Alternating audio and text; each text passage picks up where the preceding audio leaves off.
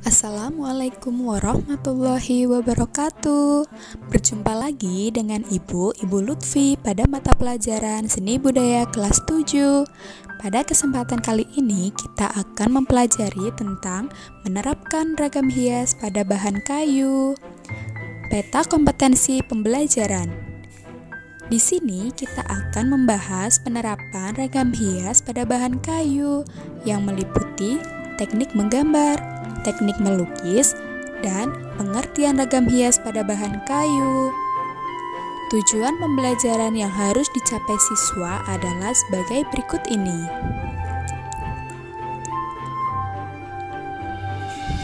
Ragam hias selain diterapkan pada tekstil dapat dijumpai juga pada bahan kayu. Setiap daerah di Indonesia pasti mempunyai ragam hias pada kayu seperti kursi, meja, lemari, dan benda kayu lainnya. Fungsi ragam hias tidak hanya untuk menambah keindahan atau estetika, tetapi juga memiliki simbol atau makna.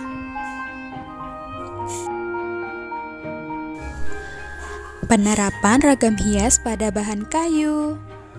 Sejak masa lampau, kayu digunakan untuk membuat perabot rumah tangga, misalnya kursi, lemari, dan peti. Dan bagian bangunan, misalnya tiang, pintu, dan jendela. Banyak perabot kayu atau bagian bangunan tersebut diberi sentuhan ragam hias. Motif hias yang digunakan berupa motif tumbuhan, binatang, figuratif, dan geometri, atau gabungan dari motif-motif tersebut. Teknik penerapannya dapat dilakukan dengan teknik mengukir dan teknik menggambar atau gabungan dari keduanya. Selain digunakan sebagai hiasan, ada ragam hias pada benda-benda tersebut yang juga memiliki nilai simbolis terkait dengan kepercayaan atau agama. Beberapa daerah di Indonesia seperti Jawa, Sumatera, Kalimantan, Bali, Sulawesi, dan Papua memiliki ragam hias yang khas pada bahan kayu. Contoh penerapan ragam hias. Ragam hias diterapkan pada permukaan bahan kayu yang berbentuk bidang 2 dan 3 dimensi. Penerapan ragam hias pada bahan kayu ini dilakukan dengan menggambar atau mengukir. Penerapan ragam hias pada bahan kayu juga terdapat pada benda-benda seni kerajinan daerah seperti tameng dan topeng. Ragam hias ini dikerjakan dengan cara digambar, kemudian diberi warna. Teknik penerapan ragam hias pada bahan kayu. Penerapan ragam hias pada kayu dapat dilakukan dengan cara mengukir dan menggambar atau gabungan keduanya. Mengukir dalam hal ini adalah membentuk tonjolan dan cekungan berbentuk ragam hias tertentu pada permukaan kayu dengan menggunakan alat pahat. Yang pertama, alat mengukir ragam hias di atas bahan kayu. Alat utama untuk mengukir adalah pahat dan pemukul. Alat pahat terdapat dua mata pahat, yaitu mata pahat mendatar dan mata pahat melengkung. Pahat terdiri atas 4 jenis, yaitu 1. Pahat kuku atau penguku.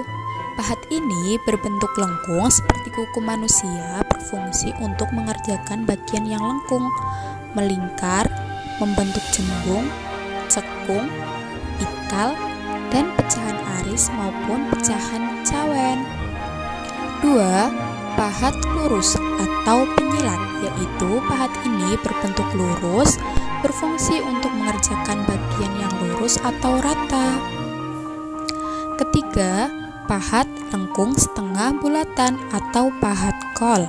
Pahat ini berbentuk melengkung belahan setengah bulatan, berfungsi untuk mengerjakan bagian-bagian cekung yang tidak dapat dikerjakan dengan pahat kuku. 4. Pahat miring atau pahat pengot.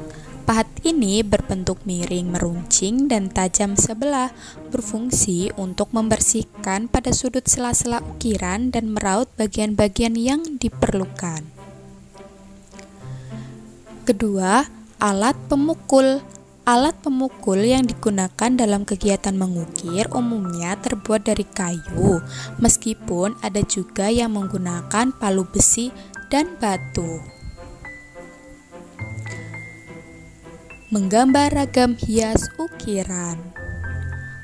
Prosedur mengukir ragam hias pada bahan kayu adalah sebagai berikut.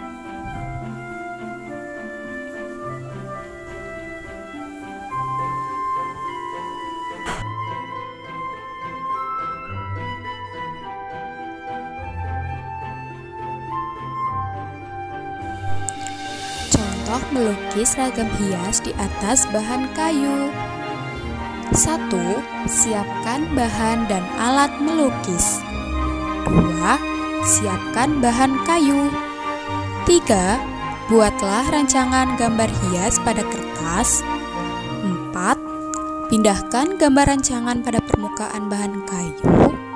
5. Menerapkan cat untuk menyelesaikan gambar. Dan yang terakhir, berikan lapisan vernis atau cat transparan pada permukaan kayu. Nah, itu adalah penjelasan materi tentang menerapkan ragam hias pada bahan kayu. Sampai di sini, apakah kalian sudah mengerti? Bu Lutfi harap semua penjelasan yang disampaikan bisa dipahami baik oleh kalian ya. Semangat belajar dan terima kasih.